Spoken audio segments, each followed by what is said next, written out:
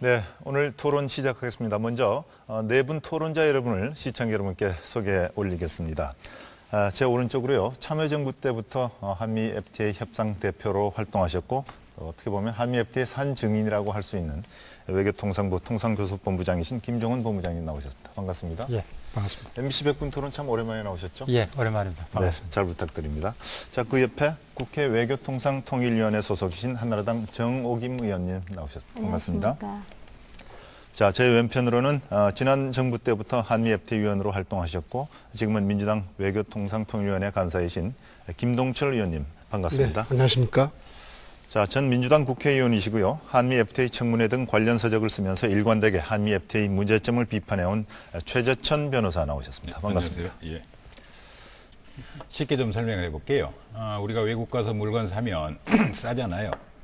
근데 이제 같은 상품도 수입돼서 사면 비싸잖아요. 그게 세금이 붙어섭니다. 관세라는 세금인데 이제 내국 세금이 있고 그런 외국과 통관할 때 내는 세금이 있어서 그게 관세인데 본래적 의미의 자유무역협정은 그 관세를 낮추자는 겁니다. 그 자유입니다.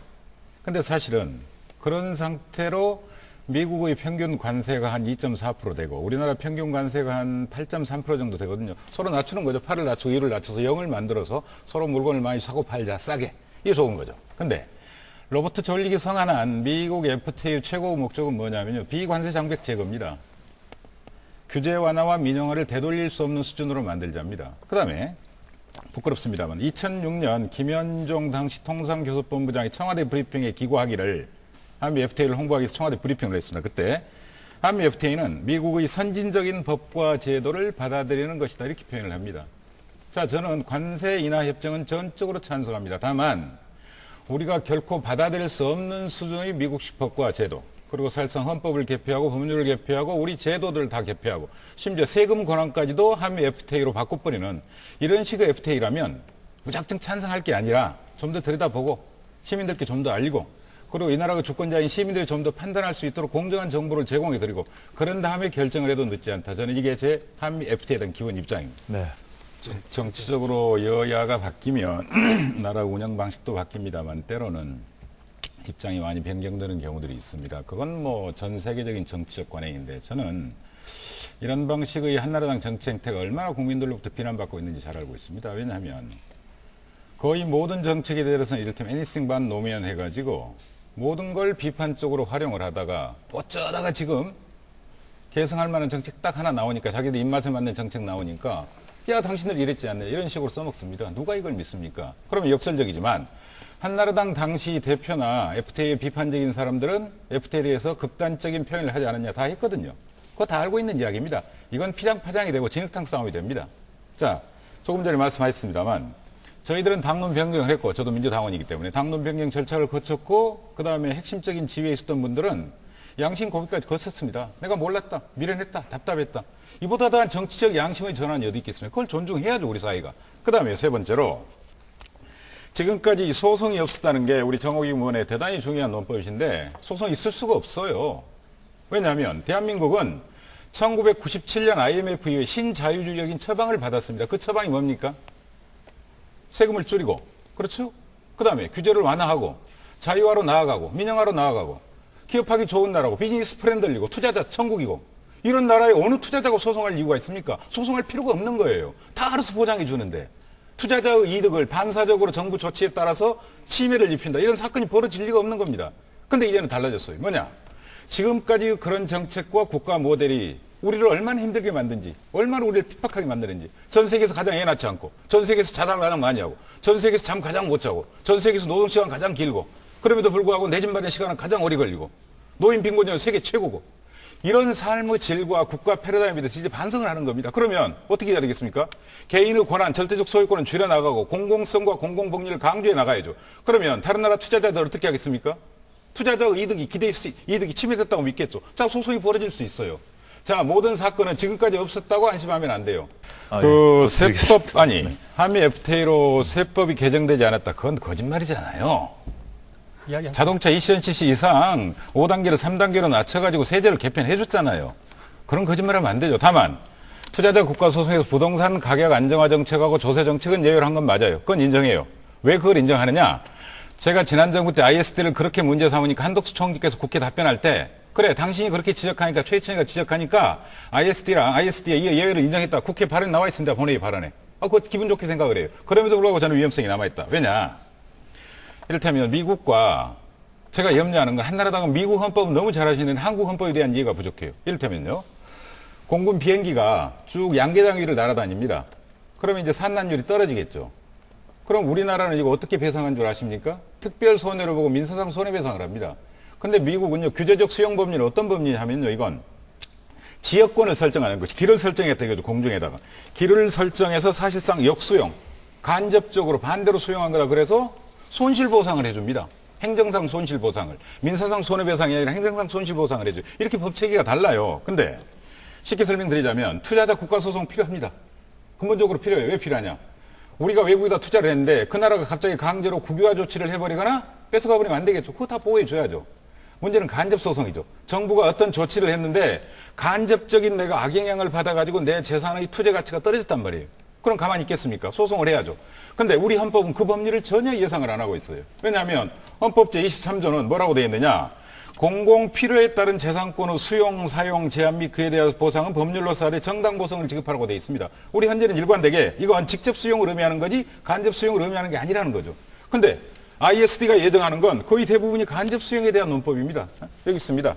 보시면 알겠습니다만 위쪽은 직접 수용은 한 행위고 나머지 간접 수용이 얼마나 번잡스러운지 이게 전부 다 간접 수용에 대한 법리를 자세히 설치를 해놓은 거예요. 이럴 정도로 간접 수용이 애매한 법리인데 문제는 우리가 이런 경험이 있고 우리 법이 이런 게 있고 한 가지 덧붙이자면 전 세계적으로 직접 수용의 법리를 간접 수용의 법리를 채택하고 있는 판례법은 미국이 유일합니다. 전 세계 어느 헌법도 간접 수용을 규정하고 있는 법은 하나도 없어요. 근데 미국은 판례법 나라니까 판례의 해석을 통해서 간접 수용을 인정했단 말이에요. 그럼 우리가 전혀 몰랐던 법리가 한국으로 들어와서 우리가 전혀 예측하지 못했던 소송이 벌어질 수가 있는데 이 정도 반대나 이 정도 토론이 없는 사회를 만들겠다. 얼마나 위험합니까? 소송이 얼마나 사람을 황폐하게 만들고 괴롭게 만드는지 심지어 국가 정책을 걸었는데 그게 외국인 투자자, 그것도 내국인 투자자도 아니고 내국인도 아니고 이런 소송이 걸려왔을 때 국가가 받는 혼란을 한번 저는 생각을 했으면 좋겠고요. 아까 우리 신희택 교수님 말씀 잘 주셨습니다. 설사 우리가 한국과 미국 간의 직접적인 ISD가 없다고 하더라도 이를테면 옆구리 찌르듯이 다른 나라와 BI를 통해서 충분히 들어올 수 있습니다. 그렇게 위험한 겁니다. 저는 정반대로 도리어 그게 얼마나 위험한지 증거입니다. 사례를 들죠. 호주가 담배 규제에 대해서는 세계적인 선진국가입니다. 가장 규제를 많이 한다는 의미입니다. 담배값 포장에다가 건강 파괴 사진, 목이 뚫리거나 뭐 이런 거 있죠. 심한 담배 흡연으로 인한 그런 고통스러운 사진들을 아예 담배 상표도 못 쓰게 하고 다 넣기로 한 거죠. 그러자 2010년 6월 27일 날 여러분들 잘 아시는 필립 모리스가 재수하겠다 통지를 해요. 근데 잘 아시다시피 미국과 호주 사이에는 ISD가 없잖아요. 근데 어떻게 소송이 돌았느냐. 놀랍게도 홍콩과 호주 사이에 BIT가 있는 겁니다. 그래서 우회를 한 거죠. 그러면 미국의 법인인데 왜 홍콩에서 소송을 할 수 있느냐. 홍콩의 자회사를 두고 그렇게 하는 거죠. 이건 필립 모리스가 잘 쓰는 수법입니다. 왜냐하면 우루과이를 상대로도 한 적이 있는데 그때는 스위스와 우루과이 사이에 BIT가 있으니까 그렇게 해서 우루과이 담배 정책을 공격합니다. 자, 우리라고 그럴 수 없겠습니까? 충분히 있을 수 있습니다. 물론 이렇게 반박할 겁니다. 건강과 보건 안전은 유보해 놨기 때문에 이를테면 ISD의 제외로 해놨기 때문에 상관없다. 그렇지만 담배 값을 올려가지고 담배 부담금 정책을 준다. 이거 세금으로도 해석할 수도 있고 건강으로도 해석할 수도 있어요. 왜냐하면 그 돈을 받아가지고 우리가 건강보험공단으로 집어넣거든요. 일부는. 이 달라질 수가 있어요. 투자자 입장에서는. 그 다음에요. 두 번째는요. 제가 이제 줄곧 예로 드는 게 이런 게 있습니다. 미국 주택업자가 우리나라의 주택건설에 투자를 했습니다. 근데 또 이것도 마찬가지입니다. 이렇게 항변하실 겁니다. 부동산 가격 안정화 정책은 ISD의 예외로 돼 있다. 맞아요. 전 그게 제 업적이라고 자랑합니다. 늘. 한덕수 총리가 인정해 줬기 때문에. 근데 주택 개발 정책에 대해서 헌법이 규정하고 있는 나라는 대한민국밖에 없습니다. 이 공산주의 국가의 헌법상으로. 의식주를 어떻게 헌법이 규정합니까? 근데 대한민국 헌법은 35조에 주택 개발 정책을 통해서 쾌적한 주택 생활을 영위하도록 국가는 노력할 의무가 있다고 해놨어요. 그리고 우리나라는 미국과 달리 계약과 적정 절차 조항이 아니라 경제 질서 조항을 가지고 있잖아요. 이 조항들을 종합해서 대한민국은 임대주택도 지어야 되고 그다음에 주택 부담금도 받아서 뭐 이를테면 서울에서 남는 돈으로 시골에다가 주택공사가 뭐 집도 지어야 되고 이런 식으로 되는 거죠. 근데 앞으로 소송이 들어올 수가 있습니다. 왜? 국가가 갑자기 민영주택을 줄이고 공영임대주택을 늘리겠다. 왜 소송이 들어올 수 있느냐? 저소득층을 위한 부동산 가격 안정화잖아요. 그럼 어디까지가 저소득층입니까? 어디까지가 부동산 가격 안정화입니까? 여러분이 투자자라면 가만히 있겠습니까? 자, 달라질 수 있어요. 그래서 미국에서 일관된 비판은 이겁니다. 자, 톱니 효과다, 첫째. 투자자 보상하느라고 결국은 내국인도 형평성 있게 보상해줘야 되니까 돈이 결국 많이 들어가더라. 그다음 두 번째로 찬설이. 서리빨 같은 그런 늘 누군가 뒤통수에서 나를 노리고 있다는 그 느낌을 갖더라. 그다음 세 번째. 투자자 영향평가제를 결국은 도입하는 꼴이다. 환경영향평가나 교통영향평가가 아니라 내국인을 상대로 쭉 정책 결정만 해다가 이제 외국인 투자자가 도대체 어디에 주식이 있는지, 외국인이 어디다 투자했는지 그걸까지 봐가지고 외국인이 소송할지 말지까지를 검토를 해봐야 되죠. 그게 나라 운영이겠죠. 그런 점에서 대단히 위험할 수 있다 이 말씀드립니다. 자, 제가 지금 네, 저 최천 변호사님. 아니 법전 아니 기회니까. 대한민국의 소송이 법전이 있는데 왜 소송이 있습니까? 법의 해석을 놓고 소송하는 겁니다. 각기 유리하게 해석하는 거예요. 그래서 소송으로 가는 거예요. 이거 규정 많이 만들면 뭐합니까? 대한민국 헌법전 몇천 개 있잖아요. 법전. 왜 소송 있습니까? 각기 다르게 해석하는 거예요. 근데 공무원은 유한 책임일지 모르지만 정치는 무한 책임이에요. 그래서 기우를 합니다. 저희들은. 더 걱정합니다. 지금 듣고. 부동산 가격 안정화 정책에 대해서 제대로 말씀을 못 하시고 제대로 된 반응을 제가 지금 못 듣고 있어요. 제가 두 번째로요. 자, 왜 ISD가 위험해졌느냐? 국가보다 초국가 기업이 성행하면서 다국적 기업, 초국가 기업이 강해지면서 문제가 되는 겁니다. 1990년대까지는 사실상 국가보다 기업들이 약했잖아요. 근데 커졌잖아요. 당연히 투자자가 강해지는 거죠, 국가보다. 그럼 소송이 늘어나는 거죠. 갈수록 늘어나는 거. 그 다음에 두 번째는요. 간접 수용 개념이 없는 나라와 간접 수용 개념이 없는 나라끼리 소송하는 건 쉽죠. 근데 간접 수용 개념이 헌법상 있고 판례법상 발전시켜온 나라와 간접 수용 개념이라고는 전혀 맛볼 수 없는 대한민국이 같이 쫙 부딪혔다. 이거 얼마나 어렵습니까?